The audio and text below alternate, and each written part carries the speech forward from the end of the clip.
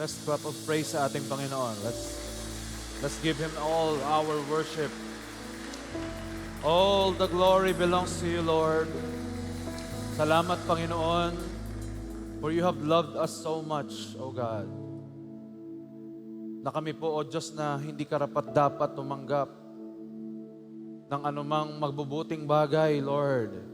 But still, because of your grace and your mercy, pinauulan po ninyo ang pagpapala sa buhay namin.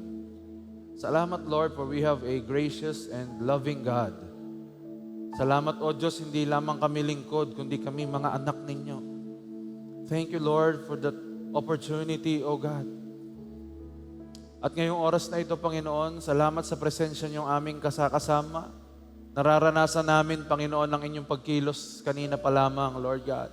Salamat, Lord, sa makapal na pagkilos ng banal na Espiritu sa lugar na ito. And Lord, kami po ay sama-samang nag-acknowledge na kami hindi karapat-dapat sa iyong harapan. Lord, kung may nakikita po kayong bahid ng kasalanan sa aming puso't isipan, kami po humihingi ng tawad at nagpapalinis kami ng inyong banal na dugo. At ngayong oras na ito, Panginoon, umaasa kami, Lord God, na ang inyong salita'y mangungusap sa amin. We will reflect on your word, O Lord. We will not only be informed, but we will be transformed by your word from glory to glory. Maasa kami, O Diyos. Lalabas kami sa lugar na ito na hindi lamang pinuno, kundi nag-uumapaw pa ng inyong presensya, ng inyong salita. Dadaloy ang answered prayers, Panginoon. Maraming healing and deliverance na magaganap ngayong oras na ito. Mayroong revival and restoration na mangyayari hindi lamang sa mga nasa labas sa amin pong aspeto ng buhay namin, kundi lalo sa kaloob-looban, Panginoon. We will be restored today. At salamat, Panginoon Diyos, sa inyo pong Apostle Bishop Art na nasa lugar ng Bicol ngayon. Lord, protect him, strengthen him more. Lord God, anoint him more, O Lord, at dumaloy ang katagumpayan at ang kapangyarihan nyo sa gawain doon in Jesus' name. We thank you so much, Lord. We offer to you our lives. Truly, you deserve more than our best, Lord God. Thank you so much, Father. We receive the victory of today. In Jesus' name we pray. Amen and amen. Praise God. You may all be seated, please. Let us all declare Luke chapter 4, verses 18 to 19. Sabay-sabay po tayo. The Spirit of the Lord is upon me, because He has anointed me to preach the gospel to the poor. He has sent me to heal the brokenhearted, to preach deliverance to the captives and recovery of sight to the blind, to set at liberty them that are bruised, and to proclaim the acceptable year of the Lord. For our God, He is Jesus, the Anointed One. Palakpakan natin si Jesus. Amen. Amen. Ang ating pong culture as JA1 family, sabay-sabay. I am a blessing. I am anointed. I am a deliverer. I am a good follower. I don't destroy. I build. I am not seasonal. I appreciate everyone and everything. I am part of something big. I'm in partnership with Christ. I am not extreme. Amen. Thank you, Lord. Malakas na palakpak muli sa ating Panginoon. Sa pong mapagpalang araw sa ating lahat, today we celebrate Mother's Day. Tayo nga po ang mga mother na naririto. Ayan. Naku, palakpakan natin ang Diyos sa buhay ng mga mothers. We are so thankful for your lives. We salute your sacrifices and all the things that you have done for the family. And later on, magpe-pray po ako para sa inyo. You may be seated, please, mothers. Sino po dito magsasabi na mahal niya ang kanyang pamilya kahit minsan hindi niya gusto ang kanyang pamilya? Yung pong hasabi mo na kung papipiliin ka between your current family at ang pamilya ni Manny Villar, pipiliin mo pa rin ang pamilya mo. Parang mahina ang amen. Tingnan mo nga yung katabi mo, sabihin mo sa kanya, pipiliin kita araw-araw. Kahit masakit na.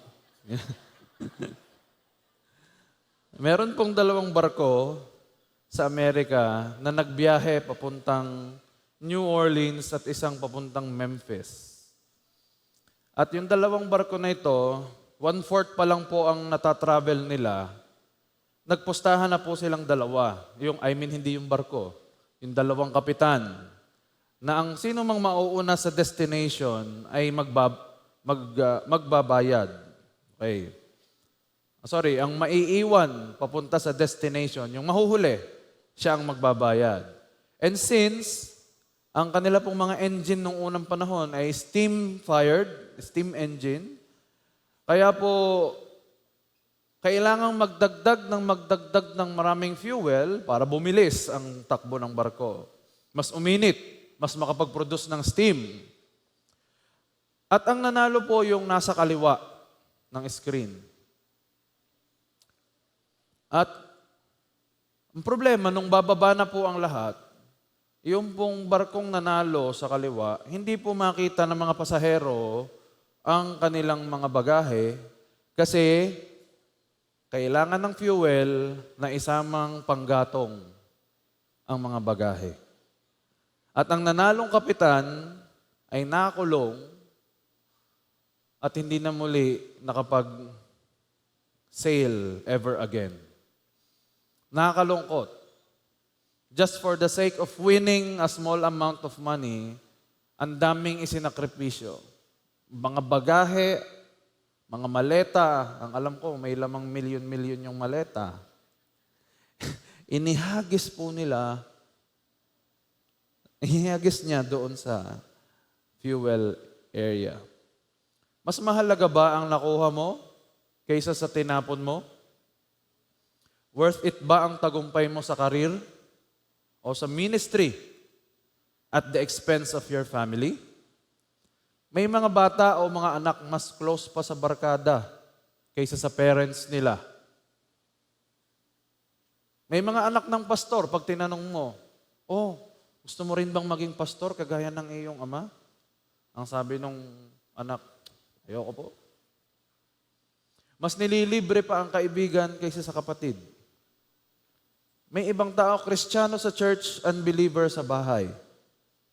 Pero ang totoo lang, ano ba ang design ng Lord sa ating pamilya? Pag-aralan po natin. Kaya po ang topic natin for today, Love Thy Family. Pag-usapan po natin ang success ng ating mga pamilya. At ang success na yan ay hindi yung yumaman kayo, magka-business kayo, marami kayong investments, kaya naman maging very successful sa harapan ng mundo. Ang success po ay susukatin natin sa tanong na ito. Did you pass the baton? Naipasa mo ba ang baton? Kasi po ang pamilya pala, this is about passing the baton. Sa isang race, nananalo lamang po yung relay race kapag ka naiipasa ng ayos ang baton. Ang tanong, naipasa mo ba? Ano ba, pastor, ang ipapasa ko? Yun ang tanong. Did someone receive it? May tumanggap ba nung baton? Baka ipinapasa mo nga, ayaw naman tanggapin. Hawak mo nga ang faith, ngayon, pinasa mo ba? Matututunan natin later on. Meron ba dito mga single? Yung mga single ladies, single men. Ba't nga ba ako nagtanong? Alam nyo, hanggat maaari mag-asawa kayo. Unless, meron kayong gift of celibacy na talagang dedicated kayo kay Lord. Bakit? Para may pagpapasahan ka ng baton mo. Antindi mong manalangin, tapos wala kang pagpapasahan niyan. Hindi nakikita sa inyo, matindi ka lang manalangin sa church, pero sa bahay, hindi. Kailangan may makakita niyan para may pagpasahan ka at makita ang bunga nito para tanggapin nila. Masaya ang merong relationship masaya po ang may pamilya. Ito po ang proof. Pakita nyo nga ang malungkot na mukha niya. Malungkot siya, tama? Pero nung binigyan siya ng partner, happy na siya. Ang saya. Nakatabi niya lang ang kanyang asawa. Ay ngumitin at sumaya na. Ay kaso, siyempre may mga di pagkakaunawaan, nag-aaway, kaya anong nangyari? Paltan na natin yung usan na lang. Makulay ang buhay ng may karelasyon kung tamang tao ang nakarelasyon. Pero kung may tama yung taong nakuha mo, ibang usapan yon. Delikado ka. Tingnan mo yung uli ang katabi mo, tamang tao o may tamang tao. Reality check, mga kapatid. There is no such thing as a perfect family. All of us came from a broken family. Pastor, yung pamilya namin buo. Hindi kami broken. No. Hindi ito ibig sabihin about your family individually as a whole or as a whole. Ibig sabihin, your family is not perfect. It is far from being perfect. Kahit gaano po kabuti ang isang pamilya, minsan merong isa talaga na ang tinaterm pa nga ng mundo, may black sheep sa family. Kahit gaano ka ayos yung tatay, yung nanay, bakit ba meron pa rin parang quote-unquote black sheep? Laging may susubok sa tibay ng pamilya nyo. Sabi mo sa katabi mo, ikaw kaya yon. Si Adan at Eva, may perfect marriage. Kaso, may lumabas na Cain. Si Jacob, mahal na mahal si Rachel. Kaso, meron siyang mga kapatid na galit. Merong mga kapatid si Joseph na galit sa kanya. Si Prophet Samuel, isang matinding propeta, may mga anak na hindi sumunod sa kanya at sa Panginoon. Sumamba pa sa mga Diyos-Diyosan. Si King David, a man after God's own heart. And yet, may anak na nagrebelde sa kanya na ang pangalan ay Absalom. Kaya po, there is no such thing as a perfect family. May perfect marriage sa Bible. Siyempre, si Adan at si Eva. Bakit kaya perfect ang marriage nila? Kasi walang biyanan. Kasi si Lord mismo nagkasal sa kanila. Diyos ang pumili ng partner.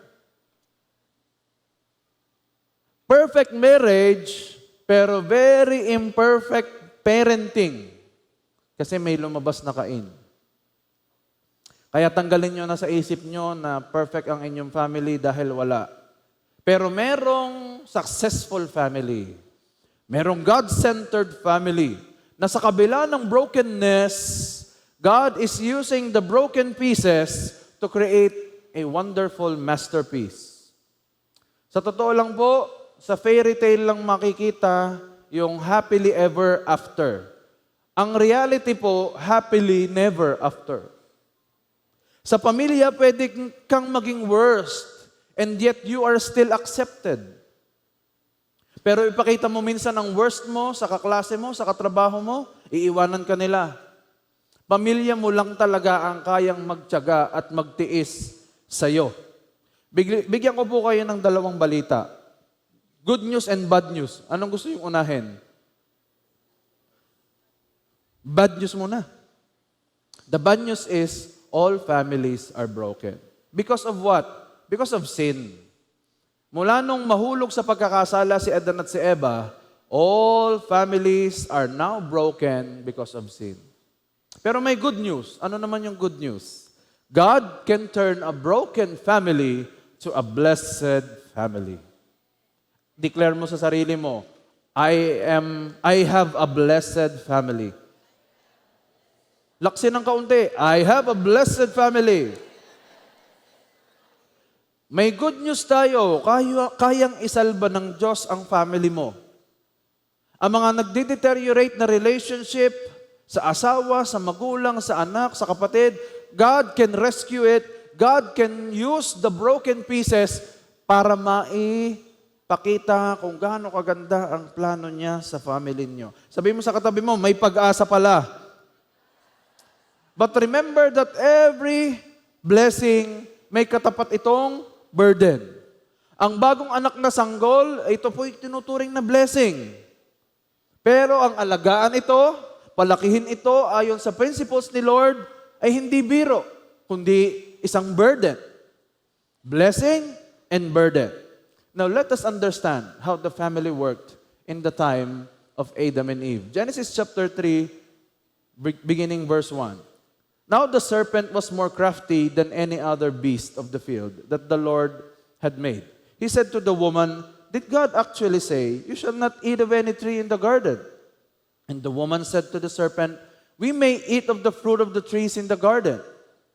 But God said, 'You shall not eat of the fruit of the tree that is in the midst of the garden, neither shall you touch it, lest you die.'"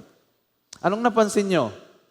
Hindi naman pinag-utos ni Lord na huwag hahawakan ang tree o ang fruit. Ang utos lang ni Lord, huwag mong kakainin. Bakit dinagdagan ni Eva? This was the original sin actually.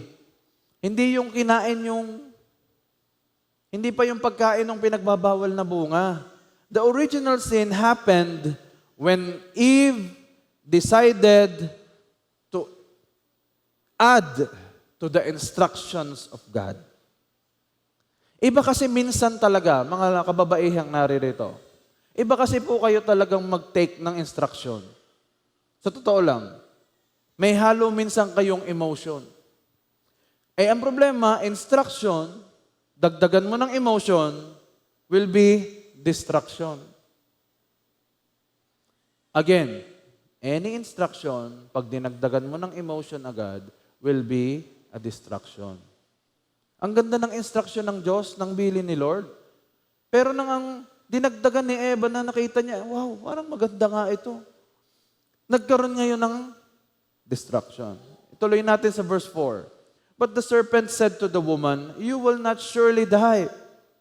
For God knows that when you eat of it, your eyes will be opened, and you will be like God, knowing good and evil." Ang hirap kasi sa dyablo, kaya niyang pagmukhaing tama ang mali.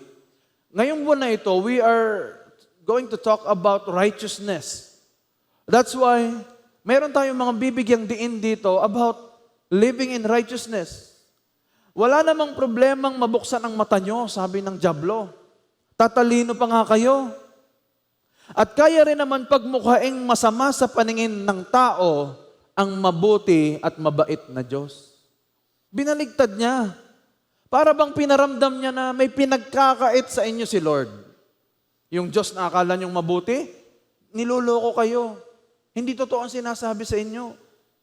Ganun ang ginawa ng dyablo. And take note, ang kausap niya ay yung babae. Kaya, verse 6, when the woman saw that the tree was good for food, and that it was a delight to the eyes, and that the tree was to be desires to make one wise. Or was to be desired to make one wise. Ganyan po ang paraan kung paano ipanganak ang kasalanan. Nauuna munang makita, tapos matutuwa ang kanyang mata, tapos i-desire na ng kanyang puso, at yun na, kapag nagtuloy-tuloy, ipinapanganak po ang kasalanan. Uy, ang ganda. Kakatingin mo, lalo siyang gumaganda. Sana, dalawa ang puso ko. Nag-iba na yung desire mo. Ang kinakanta mo, pinakikinggan mo na lang, bakit ngayon? Nagsimula sa nakita, natuwa ka sa nakita mo, dinesire mo na ito.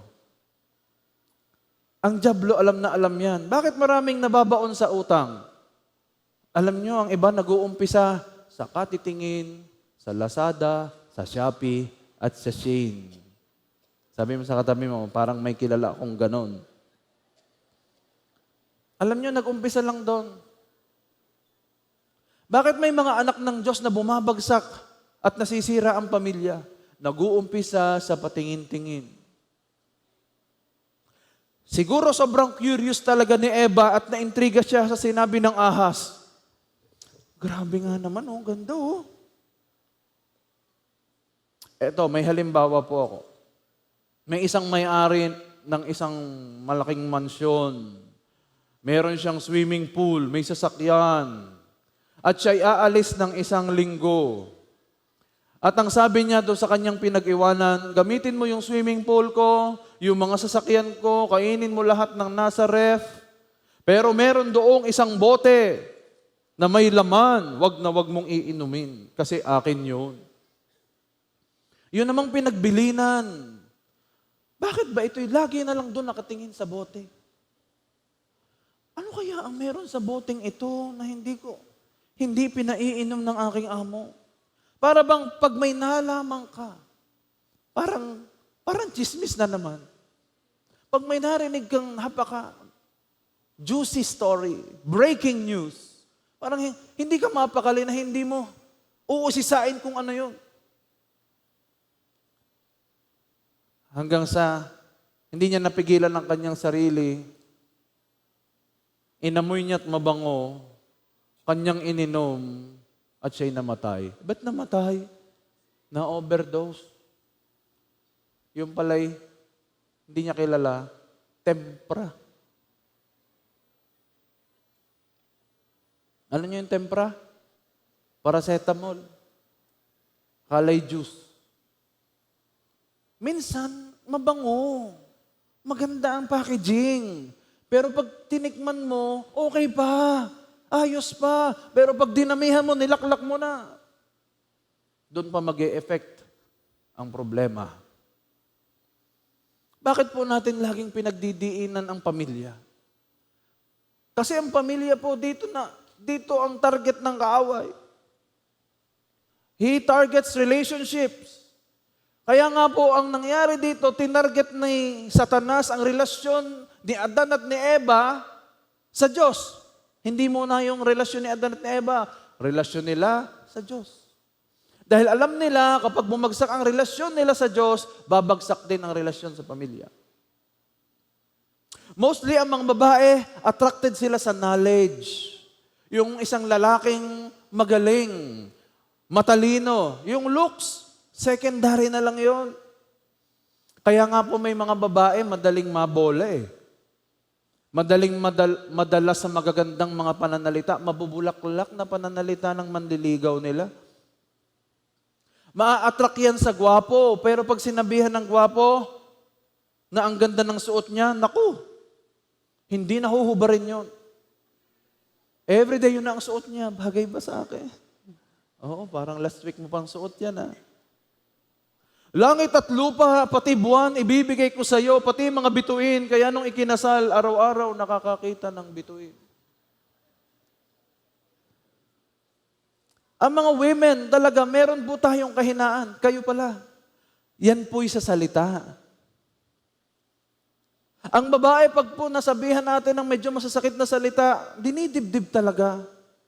Pero pag ang lalaki, sabihan mo ng masakit na salita, susuntukin ka na agad. At least nirelease niya. Kaya nga po minsan ang biro, magkaaway kayong dalawa, sige, tigisang suntok. Ayos na. Pagkasuntok ng isa, yung isa naman. Okay na. Pero ang babae hindi magkikibuan, mag-iiwasan, magkatrabaho. Pag nagkita sa CR, lalabas na yung isa, pipigilan. Nagkakaroon ng matinding hidwaan dahil sa mga kinikim-kim. Kaya po anong nangyari? Verse 6, tuloy natin yung verse 6. She took of its fruit and ate, and she also gave some to her husband who was with her. And he ate. Magkatapos ma-desire, kinuha na. At hindi lamang yon, ibinagbigay pa sa kanyang asawang katabi niya. Akala ng marami, wala si Adan? No. Nandun si Adan nung kausap ng serpent, si Eve. Ano yun? Ba't walang kibo si Adan? Parang ganito lang. Yung anak mo bumagsak sa school. Pinapatawag ng teacher, sasabihin mo sa iyong asawang babae, ikaw lang pumunta, kaya mo na yan. Maraming ganong lalaki ngayon. Napaka-passive.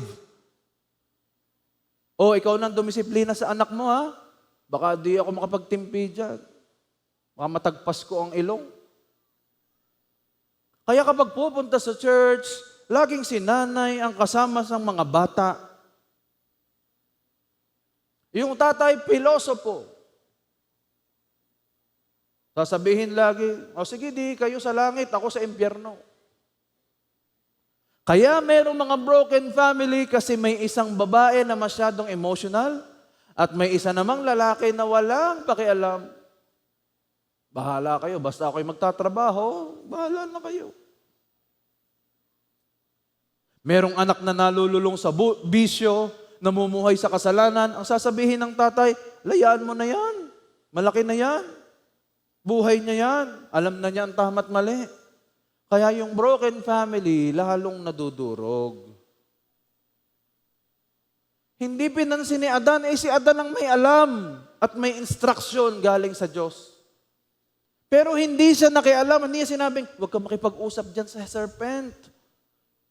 Alam ko ang katotohanan, hinayaan ni Adan makipag-usap si Eva sa serpent.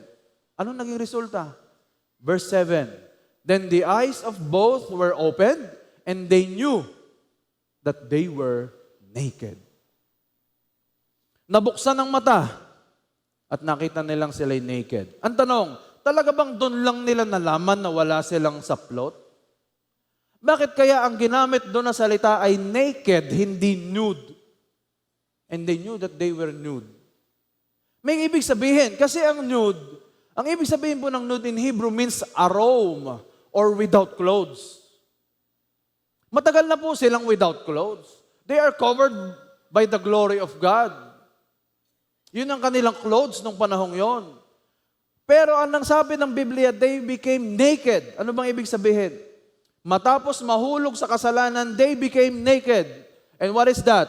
Naked means arome. Arome. Kanina, arome. Ngayon, arome. Or without protection. Naramdaman nila na may nawala sa kanila after nilang mahulog sa pagkakasala at yun ay ang protection ng Diyos. Maaaring na i-provide mo ang lahat ng physical o material na pangangailangan ng iyong pamilya. Pero kung wala kang protection bilang ama, the security of your presence, your voice has a calming effect to your children, to your wife. Kaya kapag wala yon, they feel naked. They feel that they are not protected. Kaya kung mahuhulog tayo sa patibong at pang-akit ng kaaway, nawawala ang protection ng Diyos, nawawala din at nasasayang ang lahat ng binuo natin, gaano man ito kataas o katibay. Ewan ko kung nabalitaan nyo dati yung balita sa Abra, nagkaroon ng malakas na lindol. 7.3 ata yung magnitude, I think 3 years ago. May isang napakalaking mansion doon na napakaraming sasakyan sa basement. Nawasak at natabunan lahat ng sasakyan. Samantalang merong isang maliit na bahay doon.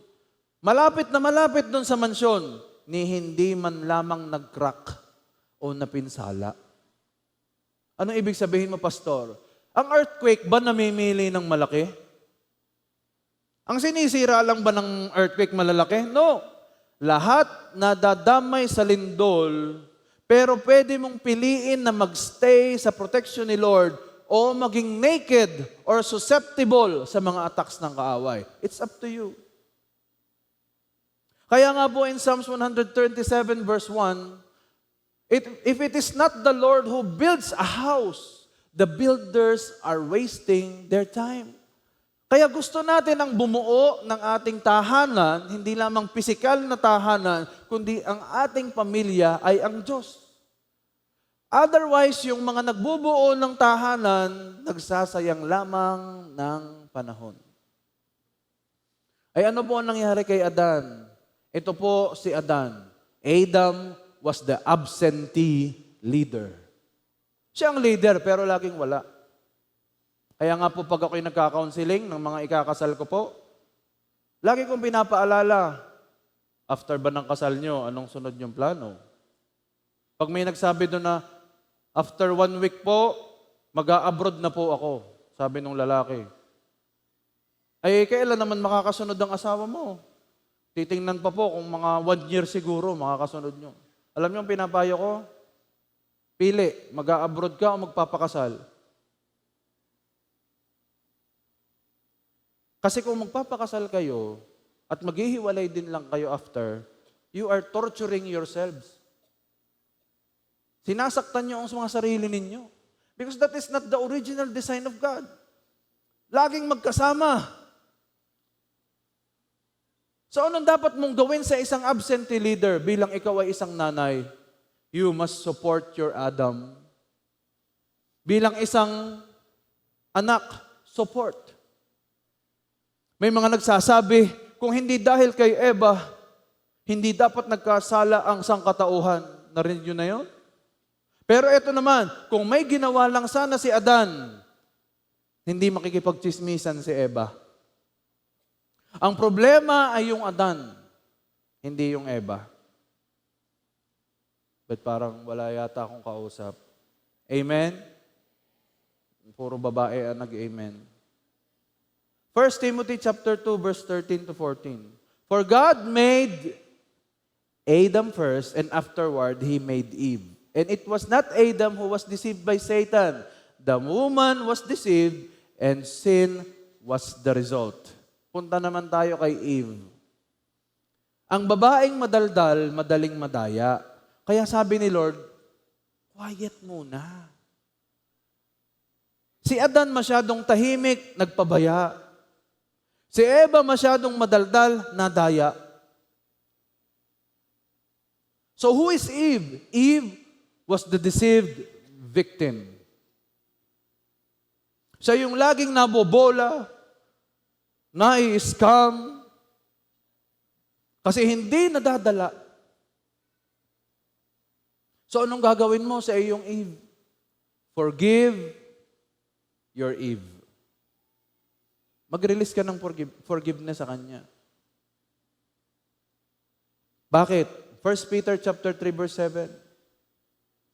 Likewise, husbands, live with your wives in an understanding way, showing honor to the woman as the weaker vessel, since they are heirs with you of the grace of life, so that your prayers may not be hindered. Gusto niyo ng answered prayer sa pamilya? Husbands, treat your wives in an understanding way, showing honor to them. Kahit sila ay, minsan hindi mo maintindihan, kahit sila ay, minsan nabobola, mga pinupuntahang pinapasokang mga negosyo, o kung ano-ano man, release forgiveness. Dahil ang prayers ay tinutugon kapag merong forgiveness sa pamilya. Lalo na kapag ang husband ang siyang naaapi. Genesis chapter 4, tuloy natin. Now Adam knew Eve his wife, and she conceived and bore Cain, saying, I have gotten a man with the help of the Lord. And again she bore his brother Abel.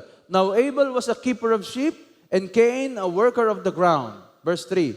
In the course of time, Cain brought to the Lord an offering of the fruit of the ground. And Abel also brought of the firstborn of his flock and their fat portions. And the Lord had regard for Abel and his offering, but for Cain and his offering he had no regard. So Cain was very angry and his face fell.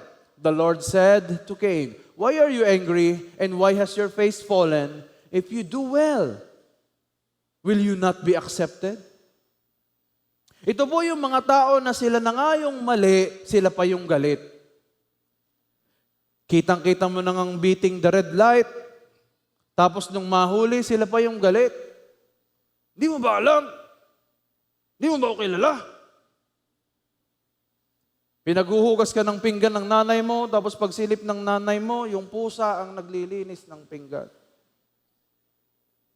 Tapos nung napagsabihan ka, galit na galit ka. Si nanay, napakaliit na bagay, napakasungit. Abay, bakit hindi magagalit sa'yo? Eh, meron na ngang instruksyon.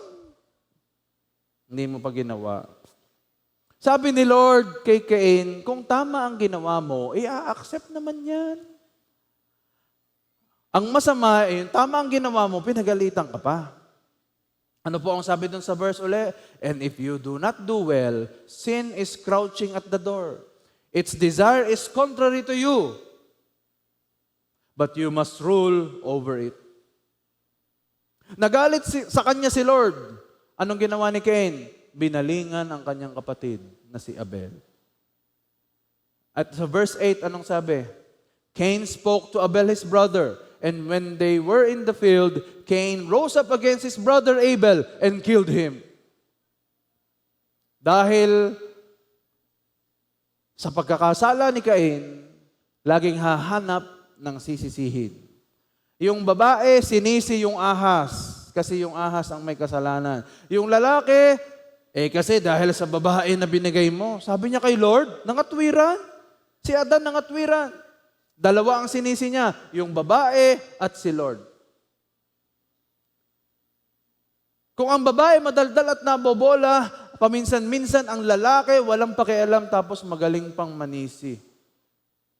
Bakit ba talaga hindi kinalugdan ni Lord ang handog ni Cain?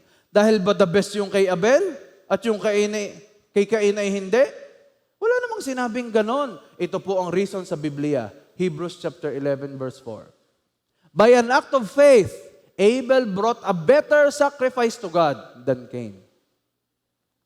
Act of faith palang ginawa ni Abel. It was what he believed, not what he brought, that made the difference. That's what God noticed and approved as righteous. Marami nagsasabi, mas maganda raw ang dinala ni Abel kaysa kay Cain. Ay sabi ng Hebrews, hindi sa dinala, kundi kung ano ang hawak nila o hawak niya. Kung anong pinananampalatayanan niya, doon may ginawa ang Diyos. Yun ang tiningnan ng Panginoon at inaprubahan kung ano ang laman ng puso. Natural po sa isang pamilya ang magkaroon ng di pagkakaunawaan. Hindi po normal ang pamilyang walang tampuhan, yung laging masaya lang. Ibig sabihin, hindi nila kilalang isa't isa. Alam niyo kung bakit? Close kayo kaya kayo nagkakatampuhan. Alam nga namang awayin mo yung TDRO sa labas. Hindi naman kayo close. Ang mag-asawa, nag-grow yan kapag may mga hindi pagkakaunawaan. Conflicts are unavoidable, but bitterness is a choice. Hindi mo iwasan ng conflict, pero kapag naging bitter ka, choice mo yan. Don't choose bitterness, choose forgiveness. So sino ba si Cain? Cain was a jealous son longing for acceptance. May kilala ba kayong ganyan sa inyong pamilya? Ay anong gagawin mo sa iyong Cain kung ikaw ay magulang? You accept your Cain. Minsan ginagawa niya naman ang best niya. Kaso hindi mo napapansin. Anak mo yan, i-accept mo. Paano ba nagkaroon ng Cain? Pwede natin itong i-pattern sa prodigal son. Laging sabi ng Cain, give me. Lalayas dala ang mana ng kanyang ama. Sasabihin lagi, use me, lulustayin sa maruming pamumuhay. Search me, matatauhan pag wala na lahat. Make me, babalik at magpakumbaba.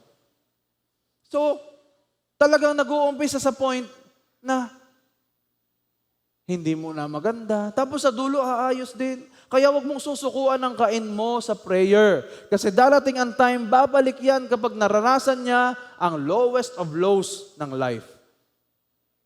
Yung sinasabi mong black sheep sa inyong pamilya, gagawin ng Diyos yan na white sheep.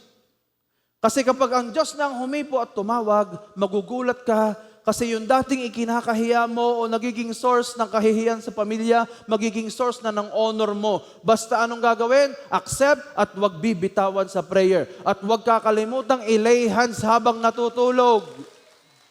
May pagkukulang ang mga magulang, hindi pinapanalangin ng mga anak, hindi man lang nilelay hands kapag natutulog.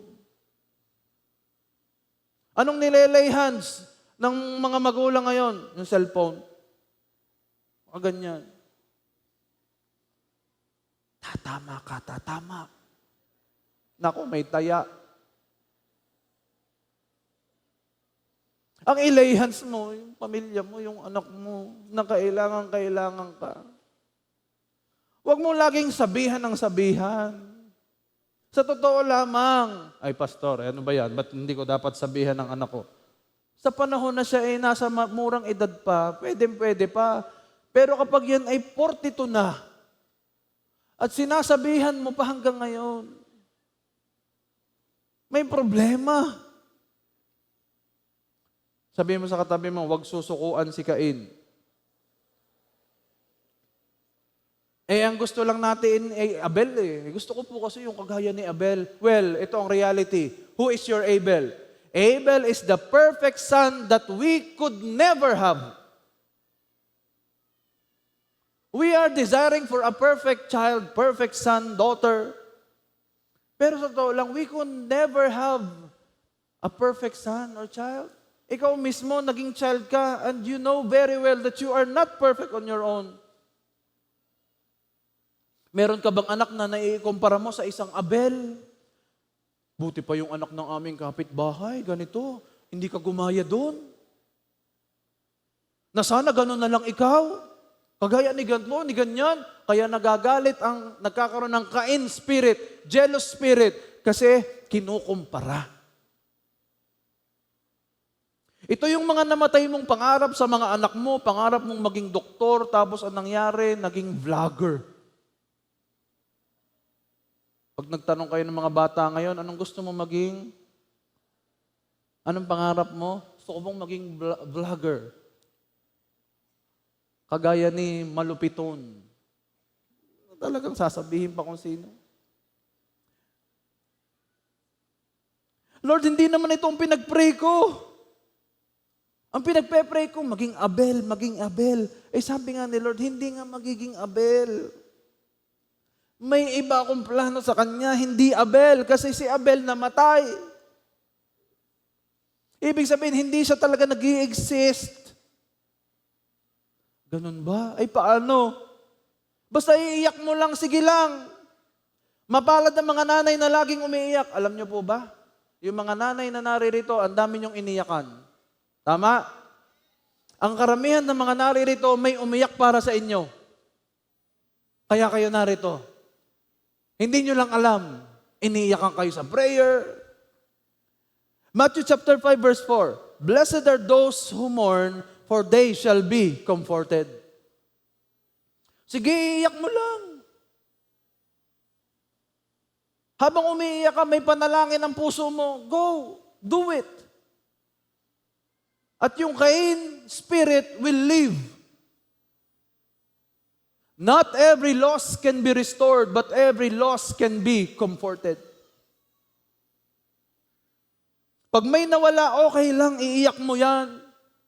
Hindi mo kailangan magtigas-tigasan, magtapang-tapangan, pero gusto ko ring malaman mo,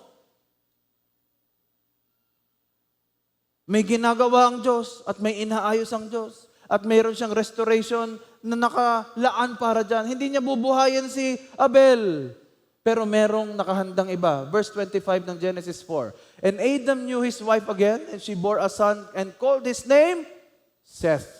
For she said, God has appointed for me another offspring instead of Abel, for Cain killed him. Verse 26, To Seth also a son was born, and he called his name Enosh. And at that time, people began to call upon the name of the Lord.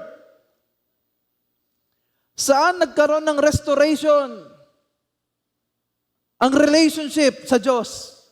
Hindi kay Cain, hindi kay Abel, kay Seth. He is the promised restoration. He is the symbol of hope and promise. Si Seth. Anong gagawin mo sa iyong Seth? Celebrate your Seth.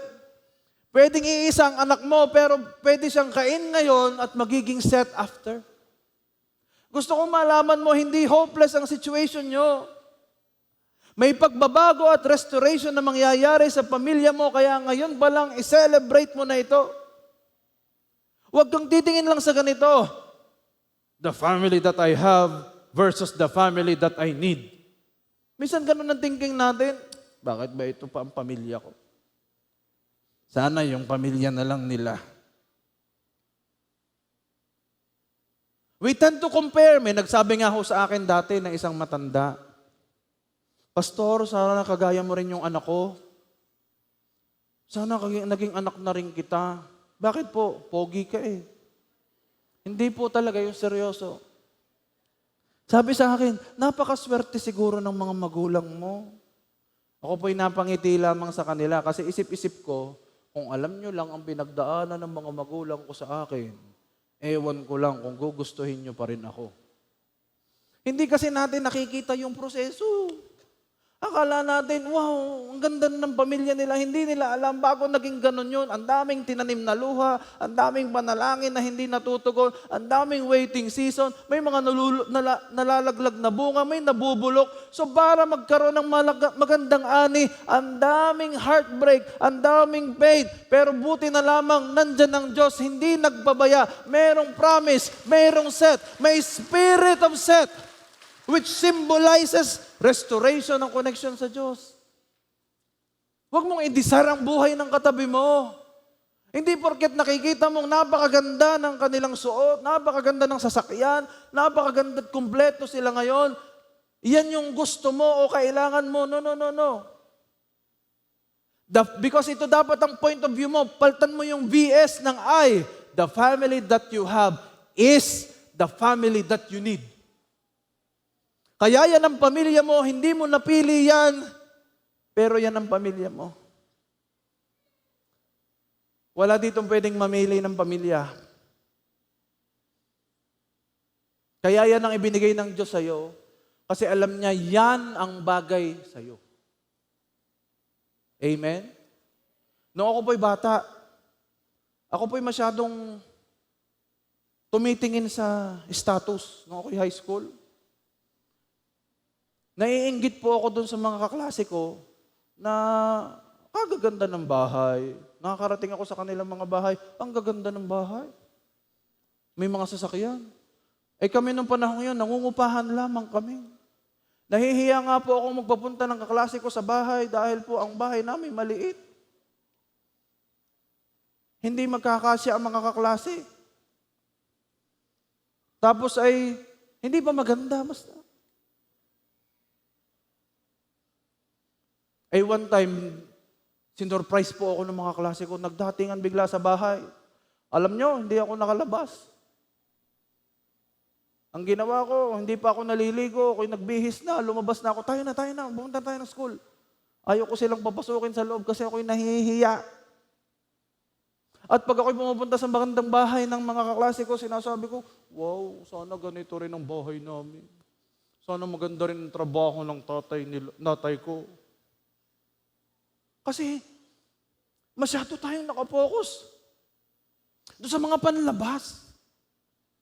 Ang pinakamahalaga sa isang tahanan ay hindi yung poste, hindi yung kisame, hindi yung magandang pintura, hindi yung mamahaling rep, hindi yung magandang appliances. Ang pinakamahalaga sa tahanan ay ang pundasyon. At ang pundasyon kahit maliit, ang bahay, pag maganda ang pundasyon, basta matibay ang pundasyon sa Panginoon, kahit malakas ang bagyo, hindi kayo mabubuwal. Ngayon ko na lang nauunawaan. Noong ako'y may sarili ng pamilya, noong ako'y nakakilala na sa Diyos, at naintindihan ko that I should love and accept my family. Pag nakakakita po ako ng maraming kapatid, ako po'y naiinggit. Sabi ko, sana ako'y nagkaroon ng kapatid. Pero hindi ko alam, dadami palang kapatid ko sa Panginoon.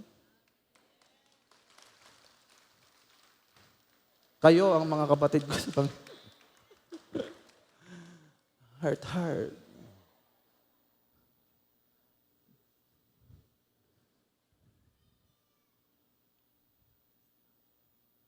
Ang pundasyon, walang napunta sa bahay at pinupuri ang pundasyon. Meron ba kayong napuntahang bahay at ang pinuri nyo yung pundasyon? Wala. Kailan lang pinupuri ang pundasyon? Kapag may matinding lindol at hindi bumagsak ang bahay. Pero kapag walang lindol, walang nakakapansin ng pundasyon. Ganyan din ang relasyon mo sa Diyos. Pag yan ang pinagbukusan mo, pinagbuhusan mo ng panahon, pag yan, diyan ka nag-invest sa pundasyon, kahit wala kang appliances sa bahay, ang usapin naman ay tibay ng bahay Pag nagkaroon ng lindol, kagaya ng maliit na bahay sa may Abra noon, yun lamang ang hindi nabuwal because the foundation is so strong that even a 7.3 magnitude earthquake cannot shake it and cannot destroy it. Ang susi ng pamilya mo ay pundasyon. Pero maraming pamilya pa rin nag-i-invest sa mamahaling appliances, wala namang problema yon. Basta make sure matibay ang pundasyon nyo. At anong pundasyon yon? Your foundation should be in Jesus alone. In Christ alone. Totoo, merong Cain sa pamilya. Merong Eva na madaldal. Merong Adan na walang pakialam. Pero gusto kong malaman mo, si Seth ang pinadala ng Diyos para maging legasiya ng pamilya ni Adan. Si Seth ang nag-restore ng relasyon ng tao sa Diyos. Nagmula sa kanyang lipi. Kaya ito po ang sasabihin ko, message ng Lord sa atin. Families fight, but still fight for your family. Totoo, may awayan. Pero, ipaglaban mo ang pamilya mo. Kasi yan ang dinala ng Diyos para sa iyo. I will end with this story. Meron pong isang pastor, isa pong matalinong pastor, mahusay na pastor. Siya po'y marriage counselor. Siya'y parenting counselor. Marami siyang mga libro. Kaso meron siyang Cain sa pamilya. Biruin niyo na, isang parenting counselor, isang marriage counselor. Pero may Cain sa pamilya. Isang black sheep na anak na lalaki. Alam niyo kung gaano ka black sheep? Naging drug addict lang naman, naging drug pusher, at naging manginginom at maglalasing. Saan ka nakakita? Pastor ang tatay? Counselor pa? Tapos may Cain na very rebellious?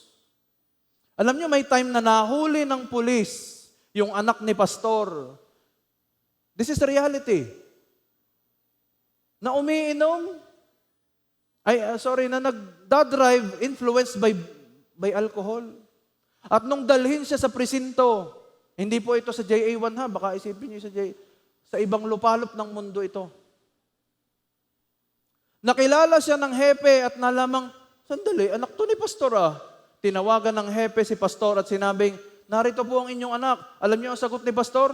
Hayaan mong makulong na maintindihan niya ang buhay. Lalong nagalit yung anak at ang matindi nito, hindi alam ni pastor, nabugbog pa yung anak sa loob ng mga kakosa sa kulungan na lalong naglagay ng puot sa kanyang ama, lalong nagwala at naging tinik sa lalamunan ng lingkod ng Diyos. Ang hirap kayang magturo, mag-counseling sa iba, gayong alam mong may malaking issue sa pamilya nyo. After many years, nagkaroon po ng sakit si pastor, nagka-cancer.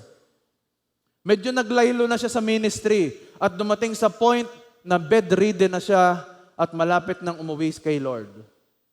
Dumating po yung kanyang anak at nakita ang sitwasyon ng ama. At nagulat siya sa kanyang ama kasi humingi ng tawad. Ano niyo sabi?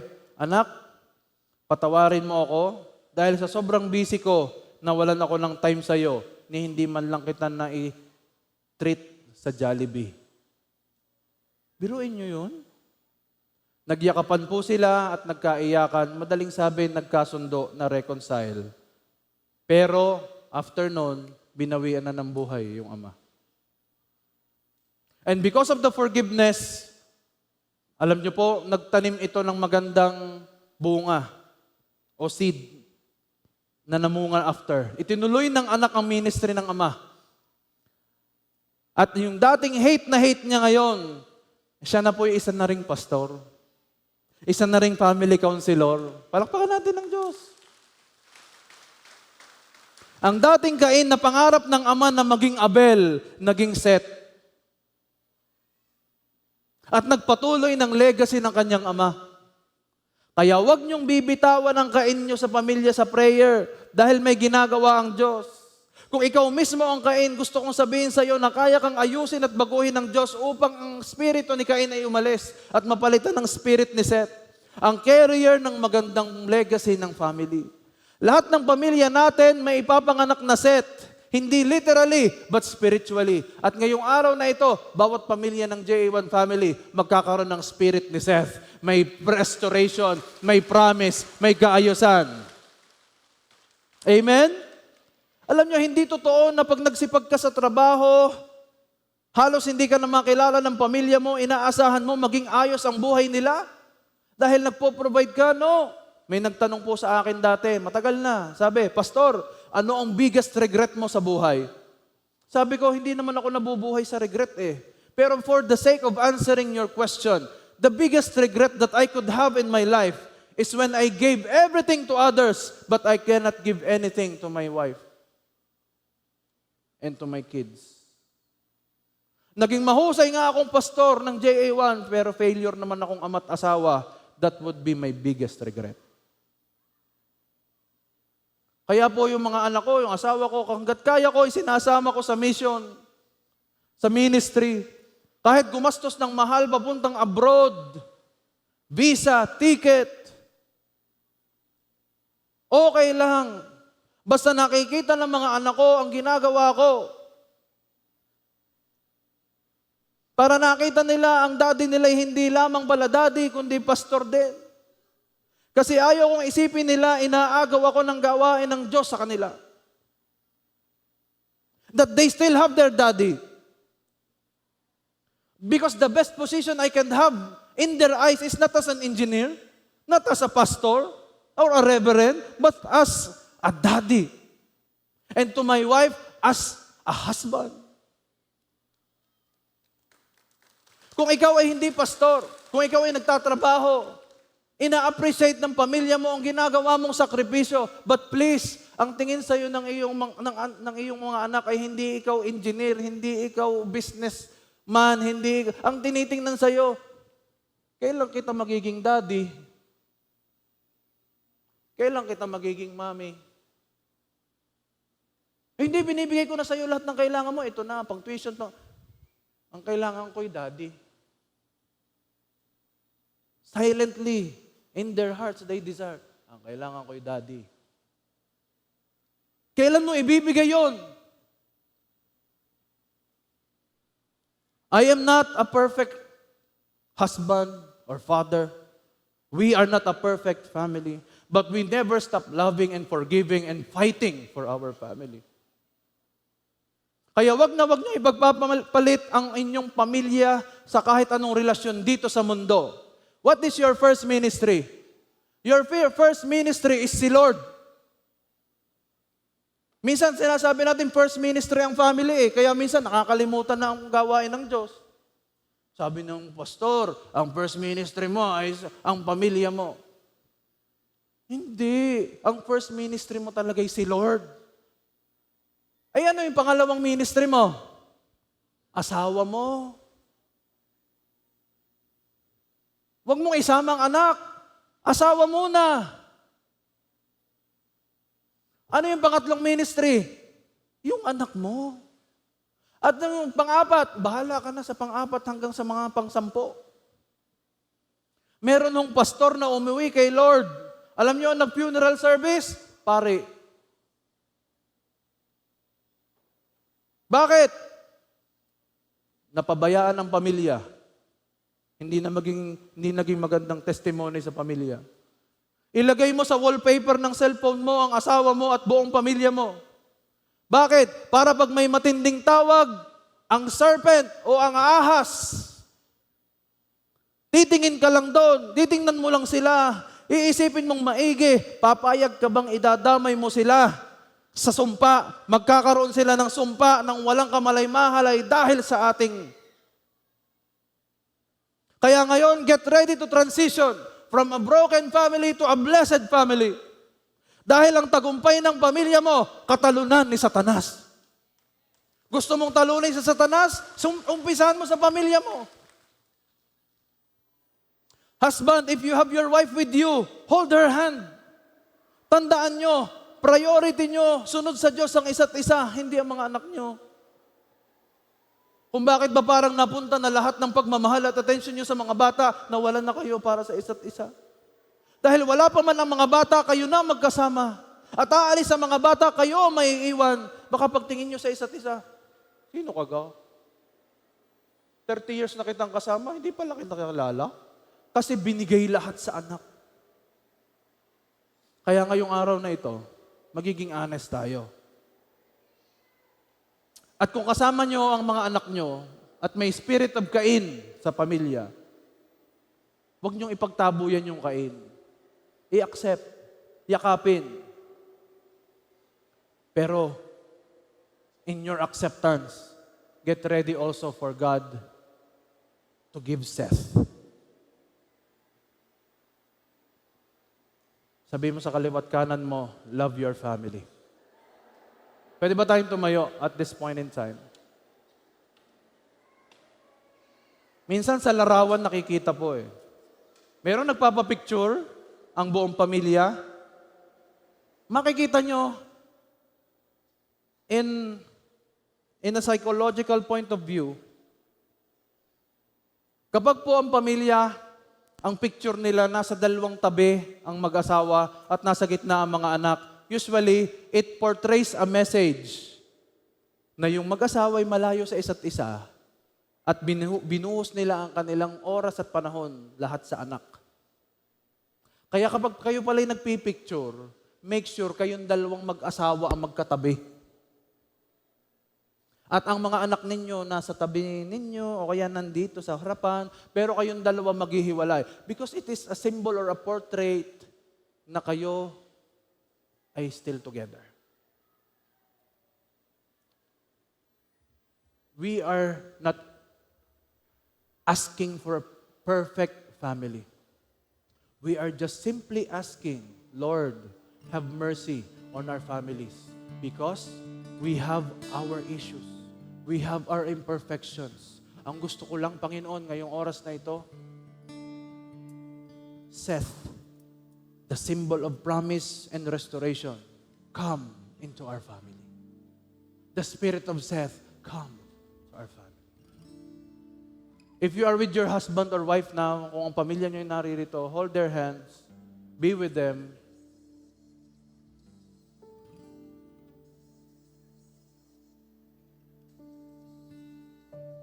And we will pray, since today is Mother's Day, let this day also be Family Day.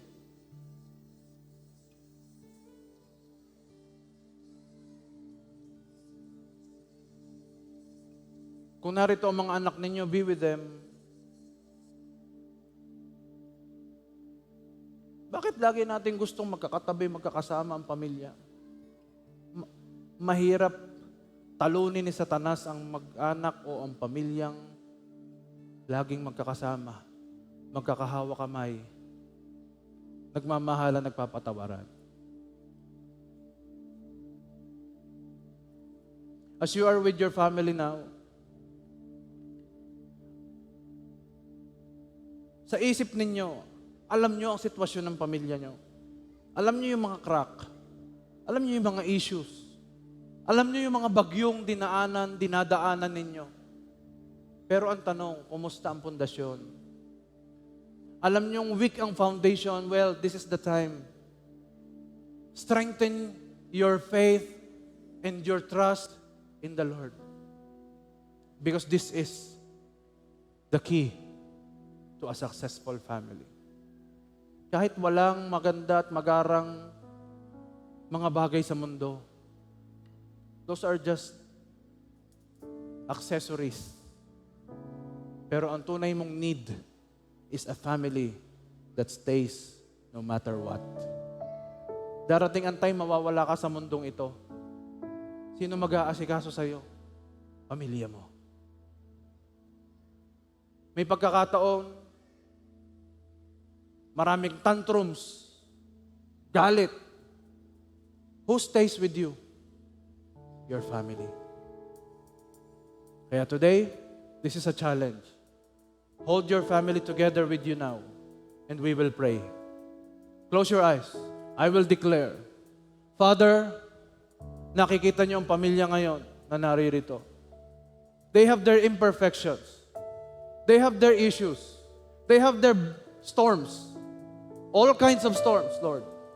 I declare na today, O Lord God, ang mga pamilyang ito ng JA1 family, even those who are in the online, nagde-declare ako,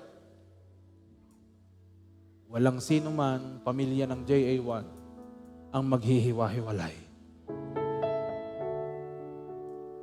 Physically man, spiritually, emotionally, they will be united. Because the strength of the family, Lord, that trusts in the Lord, is the strength of our nation. Kaya muli, O Diyos, kung meron pa pong mga samaan ng loob at this time, lead them, Lord, na magpakumbaba. Kung nagkakasakitan ng mag-asawa, verbally, physically, there is still time. Hindi pa huli ang lahat. Hindi pa tapos ang Diyos. Kaya niyang ayusin. And this is your day. As you hold your partner's hand and your family together, bilang ama, mag-release ka ngayon ng declaration mo sa kanila. Mag-release ka ngayon. Kung nagsasabi ka ng pangit sa kanila, before na ang pinapansin mo lang ay pangit, ang na-declare mo lamang ay negatibo, ngayon mag-declare ka ng maganda. Sabihin mo sa pamilya mo, ang pamilya kong ito magiging isang blessed family. My family is a family that prays, and my family is a family that is always trusting the Lord. Sabihin mo na ang gusto mo. Kung ikaw naman ay asawa, mag-agree ka, mag-declare ka din. At kung ikaw ay isang anak, you agree with the declaration. Huwag mong hihintayin na nasa deathbed na bumibilang na lang ng oras o araw ang nanay mo o tatay mo bago mo siya patawarin, kausapin, pasalamatan, at mahalin. Wag. Hanggat buhay, hanggat humihinga, yan ang oras mo. Because your family, the family that you have, is the family that God has entrusted unto you. Lord, lahat ng mga pain sa puso ng bawat isang naririto, kung merong mga rejections, kung merong mga naging comparisons sa mga anak, Lord, nagde-declare ako ngayong oras na ito, restore their identity in you. Mag-release sila ng forgiveness at this point in time. Na wag nilang iisipin, Lord, ang worth nila ay dahil sa kanilang performance bilang mga anak, kundi their worth comes from you, O God. Their worth comes from their birth. Kaya muli, Lord, kung may mga anak na broken-hearted today because of their parents, Lord, touch them, heal them. Kung may mga anak na may sama ng loob sa magulang, forgive. Forgive.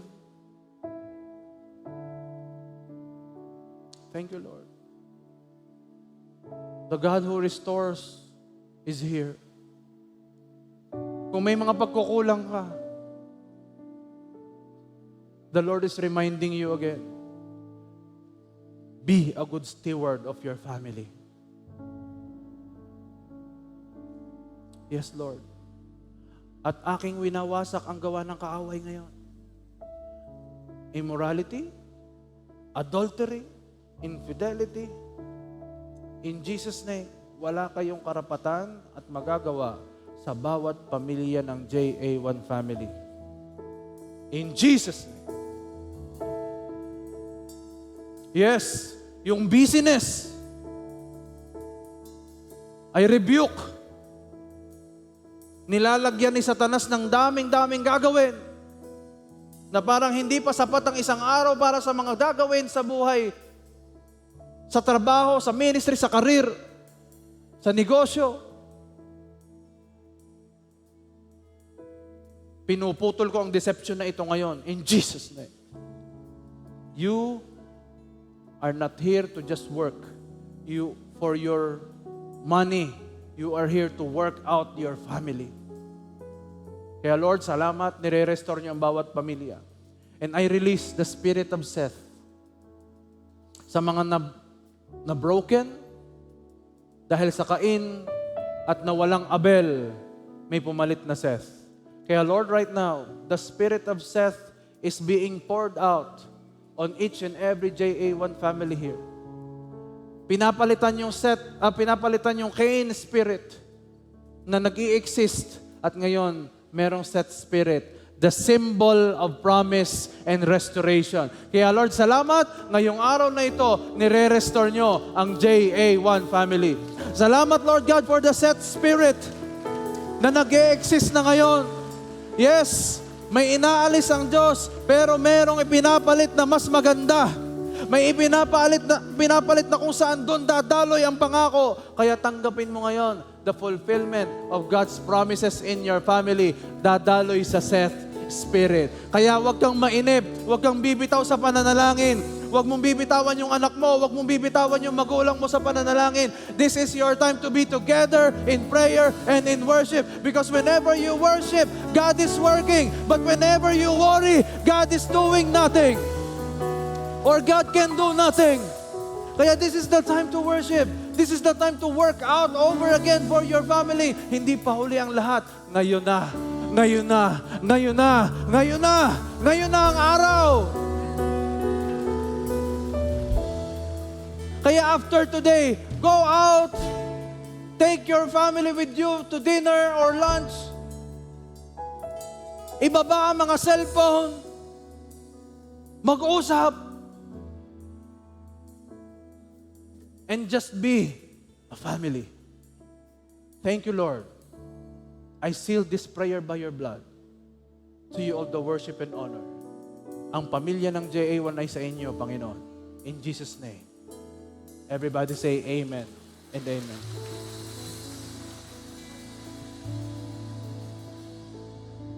And before we proceed sa atin pong tithes and offering, I would just like to invite the mothers to please stand. Please stand.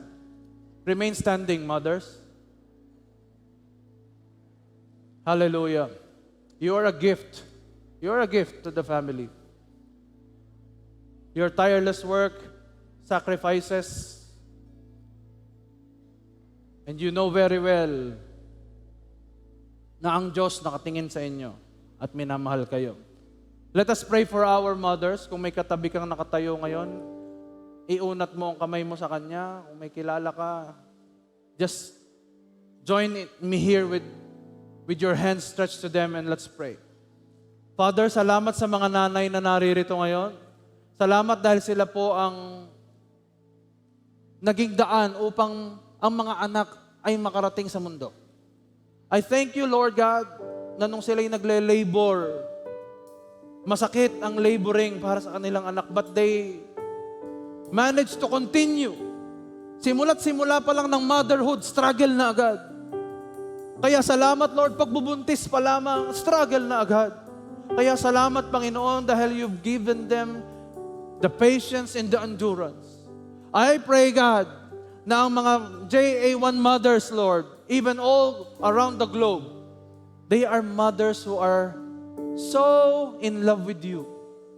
Panginoon, ang mga nanay na ito na umiiyak para sa pamilya nila, umiiyak para sa nation, Lord God, I pray that you bless their heart.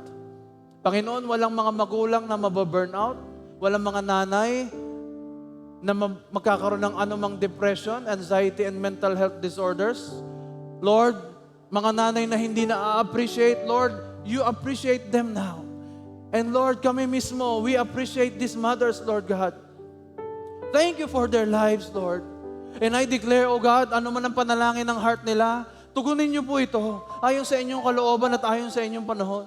At salamat din, O Diyos, dahil sila'y mahaba ang buhay, puno ng kalakasan, puno ng kagalakan, puno ng kasaganaan, Panginoon. And I declare, God, they will be Proverbs 31 mothers.